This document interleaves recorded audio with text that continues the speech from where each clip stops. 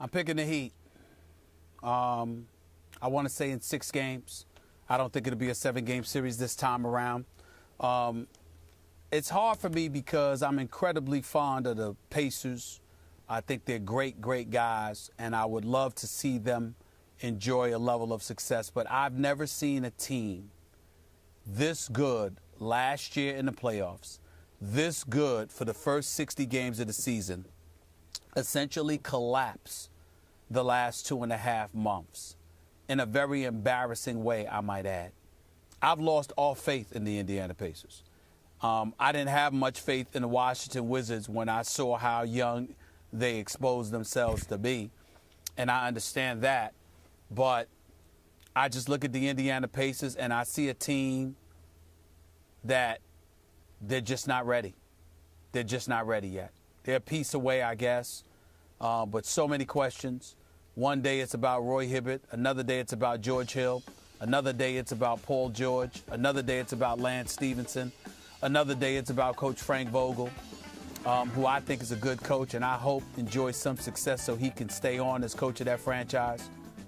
I've just lost a lot of faith in their resolve. But I will say this. They do get up for the Miami Heat. They want this bad. And I don't think it'll be easy.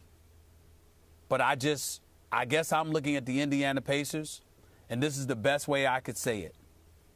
I know they could give the Heat, Skip, a run for their money, even though I believe they'll lose. But it's one of those scenarios where, despite the fact that they won 2 7-game series, I really feel like they don't deserve to be here, based on the brand of basketball we've seen them play on too many occasions over the last 2.5 months. They don't deserve to be in this position.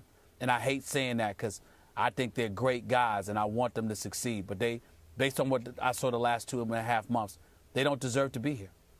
You sound conflicted about a team I know you like a lot personally. And I'm surprised you even gave them 2 games just because they get up for the Heat. But then you argue the other side, you've lost all faith and they don't even deserve to be here. And I am completely with you on that.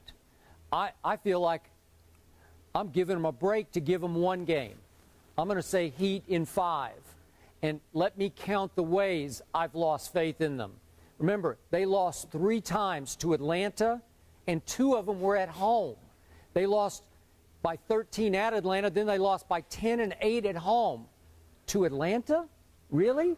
And then against the Wizards, they lost by 2, and then they lost by 6 at home, and by 23 at home. Yep. They lost by 23. So now that means in the first 2 rounds, they've lost 4 home games badly. Yeah. And they had the best home record in the whole league during the regular season, 35-6. So they only lost 6 times in the regular season at home. Now in the first 2 rounds, they've lost 4. 4-6. It makes no sense. So now they're 8-5 in the postseason, and it feels like 5-8, doesn't it? I mean, it just feels like get out of our sight. The Wizards and the Pacers took turns embarrassing each other on each other's floor. And last night, the Wizards, Bradley Beal, what a sweet shooter. He makes a 3, and it puts them ahead 74-73 with 8.5 minutes to go. And all of a sudden, David West, the only Pacer I trust is David West. He makes 2 big jump shots, or set shots. He doesn't really jump much on his jump shot, but he makes 2 mid-range. And all of a sudden, they go on a 20-6 run, in large part because the Wizards couldn't do it. They just collapse. They just fall apart because the Wizards had no business being in the second round. They're not there yet. You would think the Pacers do have business being back in the conference finals, but even though the home team won each of the games in the 4 they played against the Heat, so it was 2-2, I'm done. I'm out. I'm giving them a break to give them 1 game because I like the way the Heat played the last 5 minutes against the Nets the other night. I saw last year's Heat, and even though Paul George, as you well know, in the past has posed a tough matchup for LeBron on both ends of the floor because they kind of mirror each other in body type, height, and physicality. But I'm not seeing it from Paul. I don't see any star arriving, superstar potential. I'm sorry, I don't see it. So I'm going defending champs, 5 games pretty easily. Everything has been haphazard. You've got players in the locker room bickering with one another, players calling one another out. Frank Vogel seeming incapable of finding the pulse of this team, to maintain some degree of consistency. He finds it to win games that they have to win. But I'm talking about being consistent.